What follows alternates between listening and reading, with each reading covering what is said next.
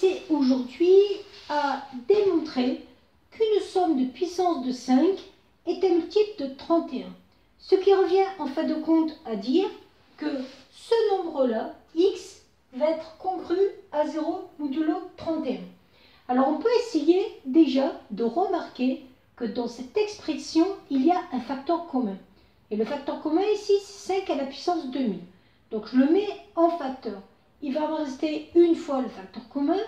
On n'oublie pas que 5 à la puissance 2001, ce n'est rien d'autre que 5 à la puissance 2000 fois 5 à la puissance 1. Donc si je mets 5 à la puissance 2000 en facteur, il va me rester 5 puissance 1. Et pour 2002, c'est la même chose. Si je mets 5 à la puissance 2000 en facteur, il va me rester 5 au carré. Or, 1 plus 5 au carré, ça fait 31. Concrètement, je viens de prouver que ce nombre x était un multiple de 31. C'est-à-dire qu'il pouvait s'écrire sous la forme q fois 31. Ça, c'est équivalent à dire que x est congru à 0 modulo 31. Donc ça, on a de la chance. En factorisant, on tombe directement sur la congruence qu'on cherche. Alors, si on n'a pas cette chance-là, la méthode est toujours la même. On va essayer de trouver une puissance de 5 qui sera congrue à 1 modulo 31. On se rend compte que 5 carré, ça ne marche pas. 5 au cube, ça fait 125. Et 125, ça s'écrit 4 fois 31 plus 1. Le reste étant égal à 1, ça veut dire que 5 au cube est congru à 1 modulo 31. Alors pourquoi c'est intéressant d'avoir cette congruence?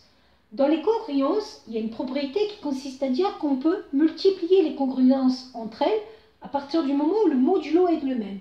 Ce qui permet de montrer par récurrence qu'on peut donc mettre à la puissance des éléments de cette congruence. C'est ce qu'on va essayer de faire. On va donc mettre à une puissance donnée chaque élément. Or, 1 à la puissance n, ça va rester 1. C'est ça qui est intéressant. Ça va rester 1. Donc, je vais prendre les 3 éléments ici et je vais me débrouiller pour que le 3 apparaisse au niveau de la puissance.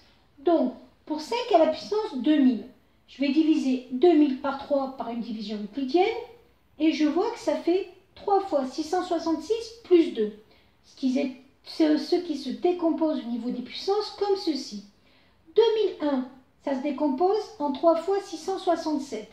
Et 2002 se décompose en 3 fois 667 plus 1. Le 1 qui est en puissance ici. Donc quand je vais faire la somme de ces 3 éléments et que je vais chercher leur congruence, en fin de compte, vu que 5 au cube est congru à 1, 5 au cube à la puissance 666 va être aussi congru à 1 modulo 31. Donc il va me rester uniquement le 5 carré ici, il va me rester le 1 ici, il va me rester le 5 ici. Or, 5 au carré plus 5 plus 1 est égal à 31. 31 est bien un multiple de 31, c'est donc bien congru à 0 modulo 31. Alors juste, je vais reprendre la petite explication avec 5 puissance 2000. Donc remarque, si j'écris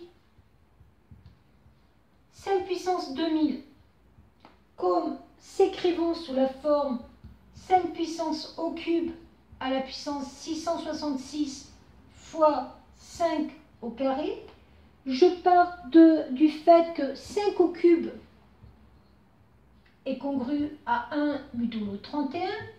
Donc 5 au cube à la puissance 666 est congru à 1 puissance 666, mais ça reste un modulo 31. Donc 5 au cube à la puissance 666 fois 5 au carré va être congru à 5 au carré fois 1 modulo 31. Voilà pourquoi j'obtiens 5 au carré, puis après 1, puis après 5. Voilà.